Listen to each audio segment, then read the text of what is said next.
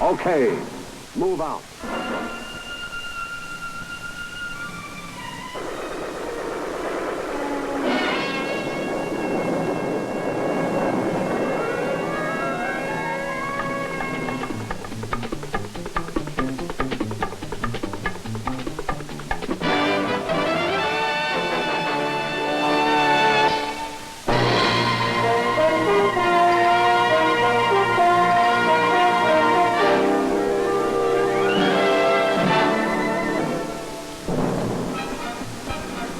From out of the skies over Vietnam come the Screaming Eagles, the heroic paratroopers of the 101st Airborne Division.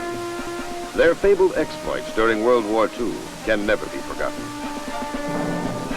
In December 1944, outnumbered and surrounded by the Germans at Bastogne, the men of the 101st courageously fought on. When the Germans ordered them to surrender or be annihilated, their acting commander, Brigadier General Anthony McAuliffe, gave the historic reply, nuts, and they stood until the Germans were defeated. It is in this same tradition that the men of the Screaming Eagles, 1st Brigade, today serve on the jungle battlefront of Vietnam.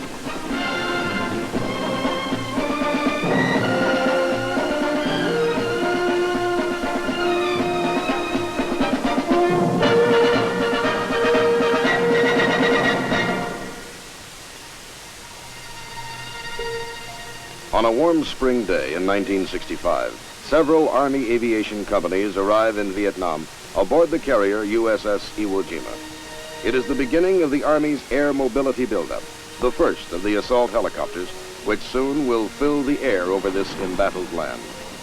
Even as the pilots of the 101st Aviation Battalion whirl away toward the field at Vung Tau, all of South Vietnam is infested with Viet Cong. From the north, they stream down the Ho Chi Minh Trail, and like a disease, spread throughout the Southern Republic.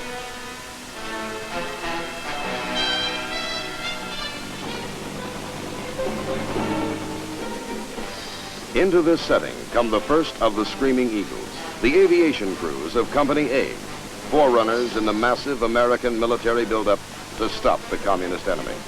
For the Republic, this is a time of desperation.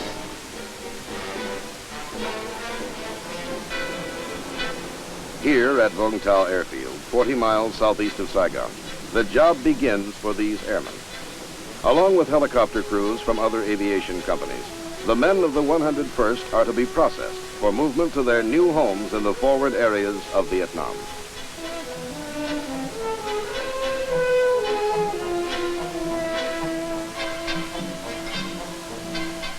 Their mission now is to create the helicopter bases from which U.S. Army forces can be flown into combat against the Viet Cong.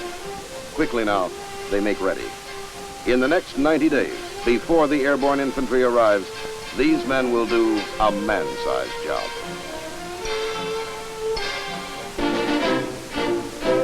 On the 29th of July, 1965, the 1st Brigade of the 101st Airborne Division arrives at Cam Ranh Bay.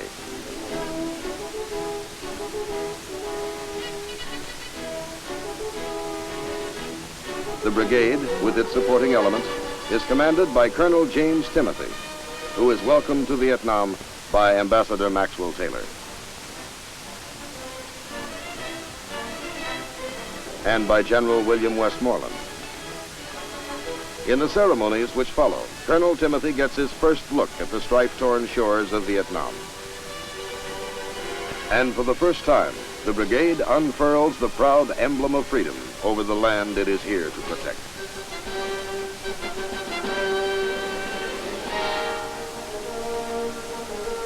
To Ambassador Taylor, the occasion holds a special meaning, as the one-time commander of the 101st talks to his son, Captain Thomas Taylor, now a member of the Screaming Eagles.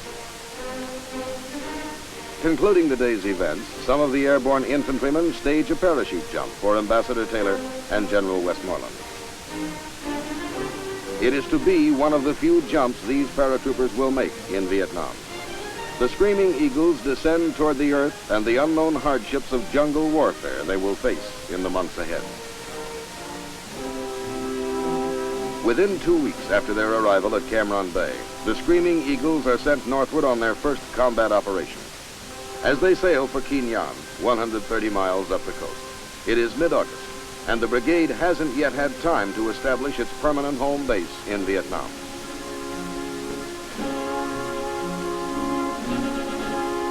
While the Vietnamese are celebrating the Lantern Festival, the men of the 327th and 502nd are moving inland from Quien Yan to An Khe in the Central Highlands.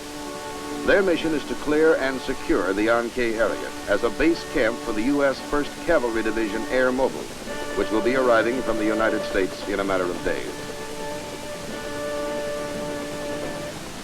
At Deomang Pass, overlooking An Khe, the landings begin. After months of special training at Fort Campbell, Kentucky, this is it, the moment every man knew would come. A Viet Cong main force battalion has been reported in the area, and the airborne infantrymen expect instant contact.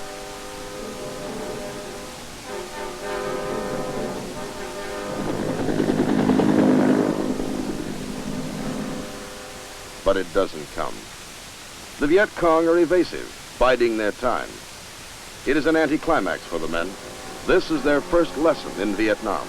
No big battles when expected. Instead, a nagging war of attrition with primitive booby traps and snipers, small unit actions and ambushes in the jungle. Only when he thinks the situation is favorable will the enemy show himself in force.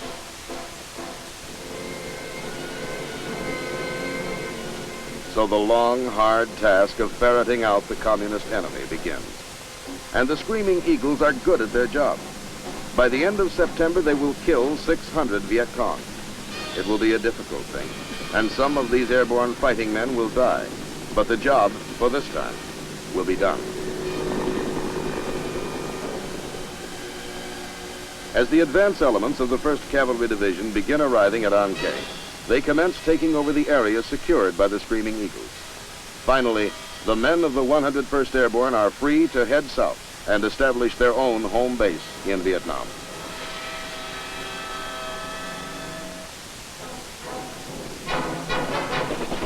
From An Khe and the Central Highlands, the brigade moves 170 miles to the coastal town of Phan Rang. This is to be their permanent camp, as soon as it can be built. Though weary from their campaign in the hill country, they work throughout October until the base at Phan Rang has been set up.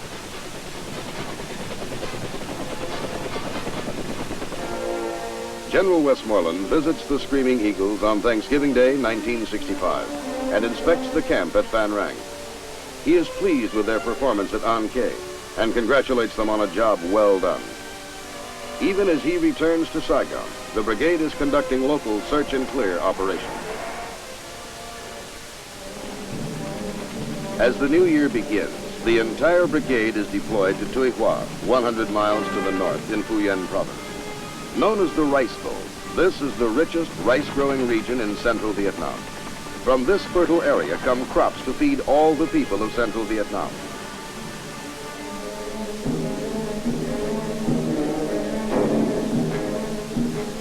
But the Viet Cong have been seizing the harvest and collecting unbearable taxes from the frightened farmers. Now come the Screaming Eagles to protect the rice harvest and stop the Viet Cong.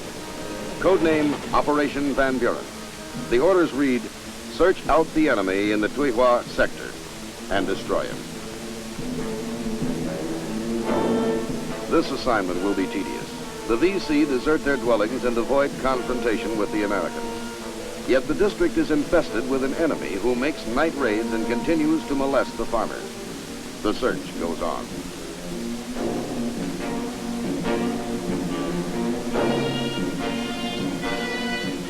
Brigadier General Willard Pearson takes over command of the Screaming Eagles on the 29th of January, 1966. He steps up the pressure on the Viet Cong. Fire!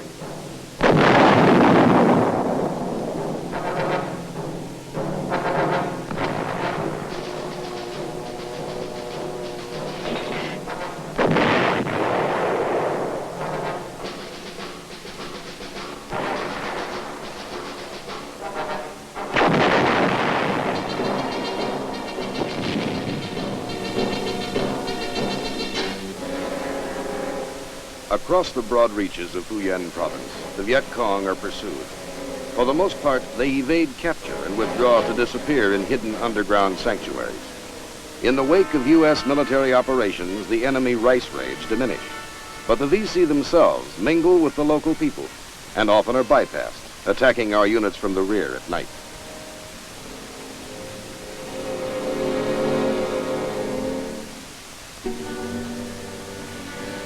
On 8 February, the Deputy Commander of the U.S. Military Assistance Command, Vietnam, Lieutenant General John Heintges, comes to Tuy Hoa to personally evaluate the situation. What he sees convinces him that the enemy is well entrenched in the district, that it will require repeated efforts by the 101st to dislodge these communist guerrillas.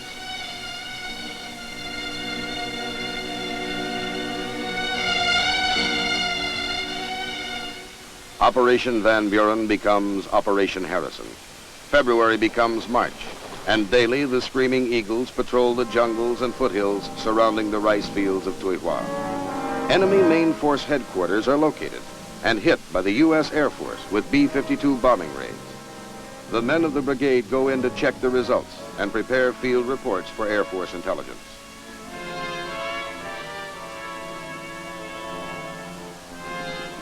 Daily they go out, and daily they return.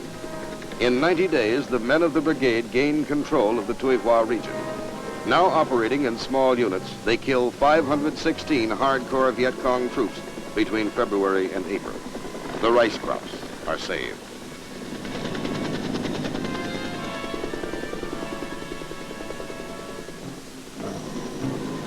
Once, early in March, the men of the brigade receive a surprise visit from one of Hollywood's movie heroes, Robert Mitchum. During this enjoyable interlude, there is talk about the glamorous girls of the film world.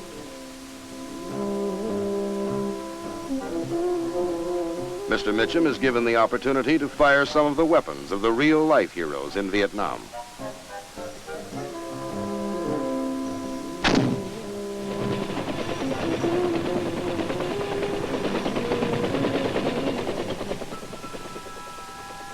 In mid-April 1966, the 2nd Battalion of the 327th is left to guard the rice harvest at Tuy Hoa, and the rest of the brigade moves out on Operation Austin. 2 weeks in the area around Phan Thiet, then onward to Nang Co, near the Cambodian border. Here, where the Ho Chi Minh Trail enters South Vietnam, the Screaming Eagles meet the 141st Regiment of the North Vietnamese Army. For a while, the fighting is intense.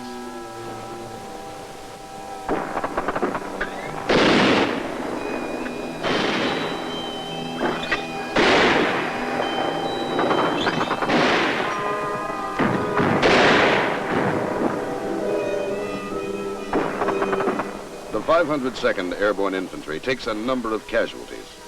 It takes 6 days, from the 14th to the 20th of May, for the U.S. paratroopers to drive the North Vietnamese aggressors out of their positions in the foothills of Nang Co. The communist regulars are well disciplined, well equipped, and tenacious.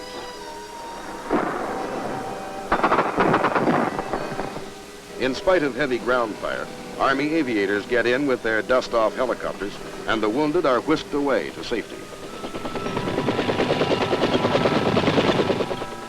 This is the enemy. When he was captured, he was carrying a machine gun made in Czechoslovakia. He won't be using it again. As for his comrades, they have been put to rout, and in their hasty flight, they have dropped their arms. Over 100 of the North Vietnamese lie dead in the mountains. Victory at Nang Co is ours.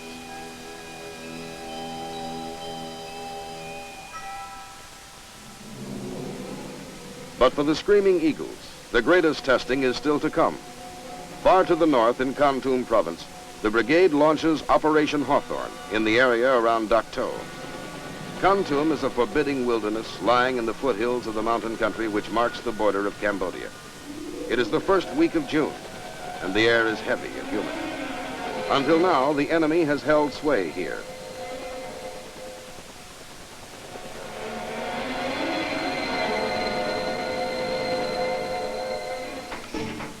"30 miles north of the little town of Dak To, the airborne engineers erect a crude bridge. A few miles beyond lies an American Special Forces camp. It has been under siege by the Viet Cong for nearly a week.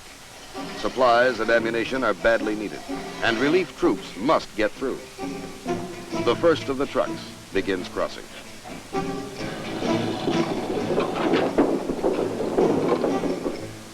Near the bridge, the men of B Battery, 320th Artillery, prepare for another firing mission. Throughout the morning, they have rained howitzer shells upon the enemy forces attacking the camp. Now, with fresh supplies of ammunition, they're ready to begin again. Each time the shelling starts, the enemy withdraws his attacking forces to escape the punishing fires. When it is lifted, he regroups and again tries to take the camp. Despite week-long airstrikes by U.S. Air Force jets, the Viet Cong have shown no signs of withdrawing. But the artillery fire, directed by those defending the outpost, is having a telling effect.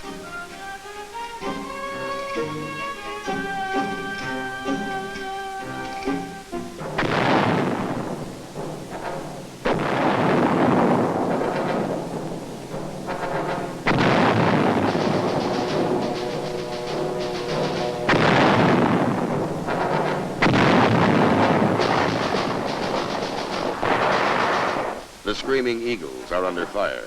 The enemy has come to silence the guns. Communist fire comes from everywhere.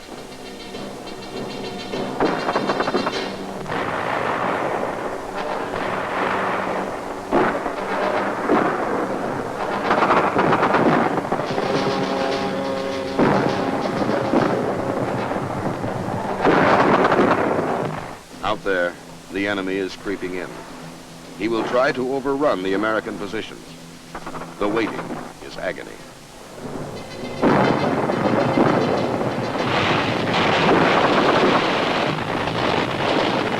Then the enemy makes his move. This is it, live or die.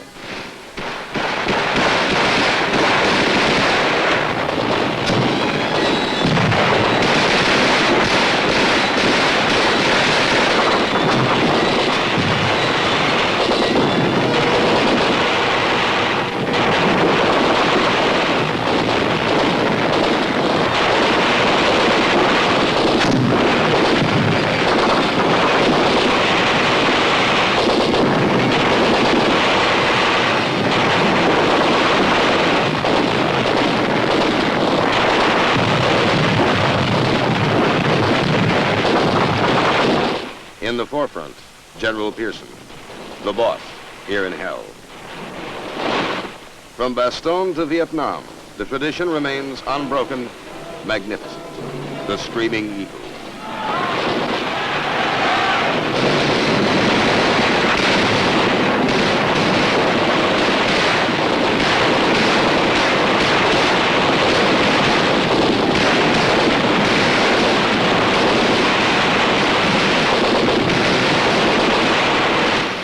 The battle wanes. A small part of Operation Hawthorne is over. Some of the men of the 101st will fight no more. But for this day, the bastions of freedom held. They came from the north, a full battalion. Their weapons, not ours, have been silenced.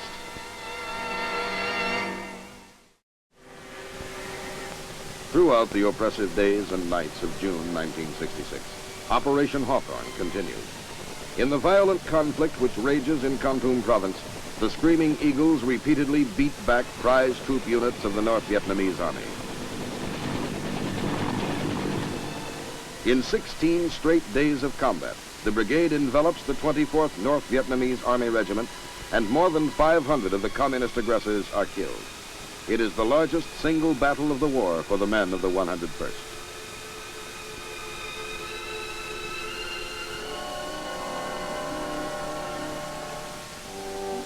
The bitter struggle to preserve the freedom of this little Asian nation is made more bearable as each man is enriched in spirit and strengthened in his resolve.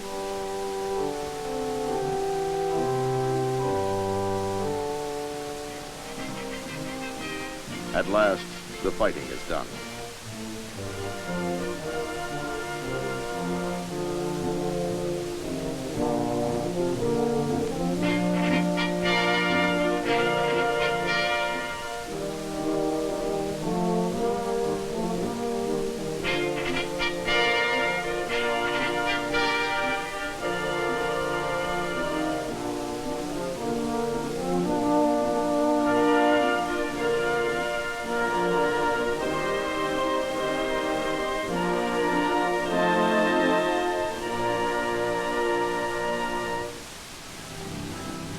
All the world had heard about the gallant Screaming Eagles and the battles of Operation Hawthorne. In recognition of their outstanding victory in Kon Tum province, the premier of South Vietnam, Nguyen Cao Qui, comes to the little town of Dak To. Premier Qui and the deputy premier express the gratitude of their nation in a way that fighting men can understand.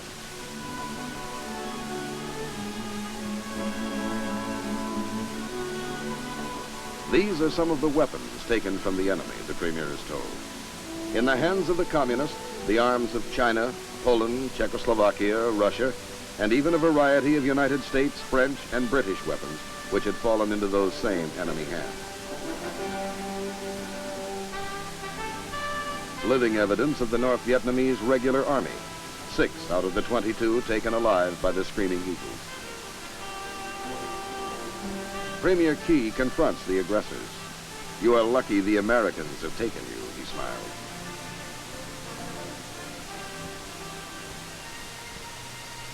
On the 21st of July, following surveillance operations along the Laotian and Cambodian borders, the brigade returns to Tuy Hoa. A new operation labeled John Paul Jones gets underway. Its purpose is to open and secure a 16-mile stretch of National Highway 1 between Tuy Hoa and Vung Ro Bay on the coast. The accomplishment of this mission will speed up logistic support of the Tuy Hoa area by permitting ships to unload at the nearby bay.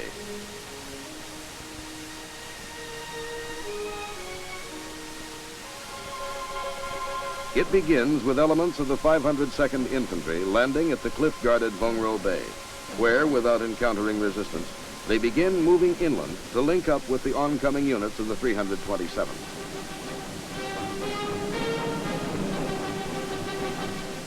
The inland forces push forward, securing the highway and sweeping the adjoining countryside. Supported by helicopter gunships, heliborne assault troops clean out the operational zone within 6 weeks. By early September 1966, they have secured Vung Ro Bay and Highway 1 north to Tuy Hoa.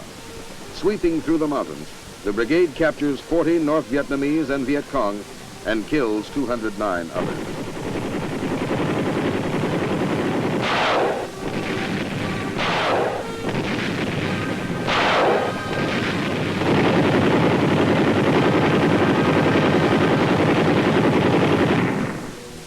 While Operation John Paul Jones is still in progress, the engineers begin construction work on the connecting highway between Vung Ro Bay and Highway 1. The Screaming Eagles have done their job well, and a new seaport is born.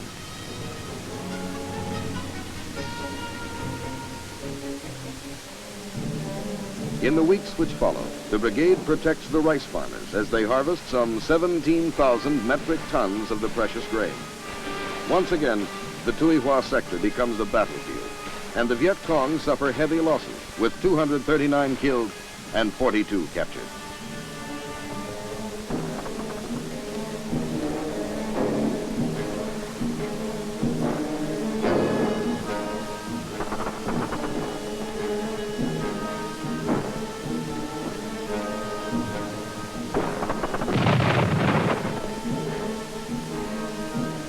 The Viet Cong have had enough. They are nowhere to be found.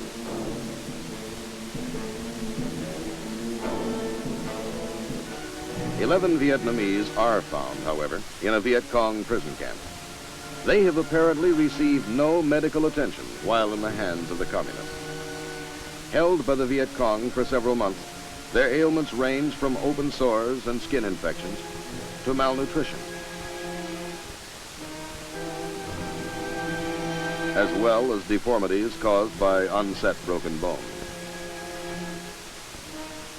This man, a former Viet Cong who defected to the Republic and was later captured by the VC, cannot tell of his unspeakable nightmare with the enemy.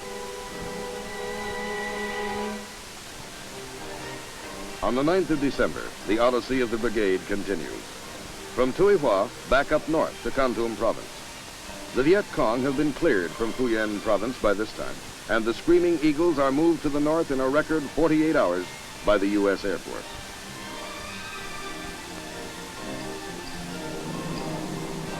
The deployment of the brigade by means of parachute marks the first jump in more than a year for many of the men. But they're in superb physical condition, and the jump goes well. As 1966 draws to a close, the brigade descends upon Kon province to take part in Operation Picket, fighting side by side with Vietnamese army forces and militia. The men of the 101st once again will scour the countryside, finding and finishing the enemy.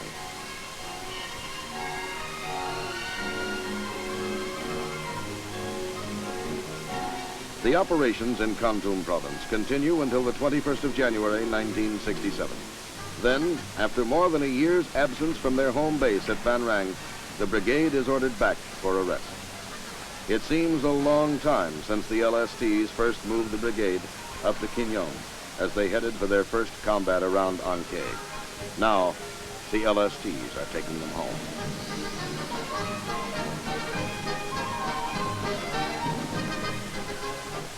On the 26th, the last convoy rolls into camp at Van Rang. Brigadier General Willard Pearson welcomes the men home. It will be one of his last official acts as brigade commander.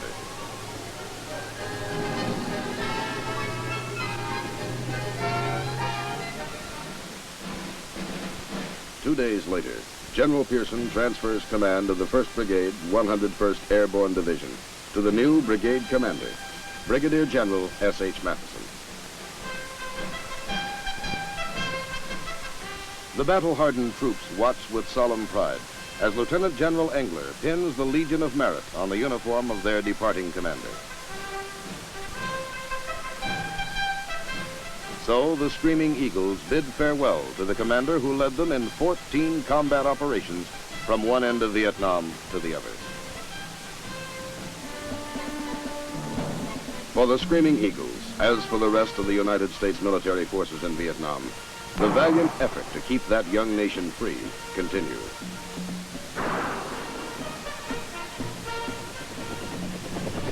However far removed from our shores, the conflict between those who cherish human dignity and those who would snuff it out affects us all. In this belief, the gallant men of the United States Army stand steadfast, not only in Southeast Asia, but wherever they may be asked to serve in freedom's cause.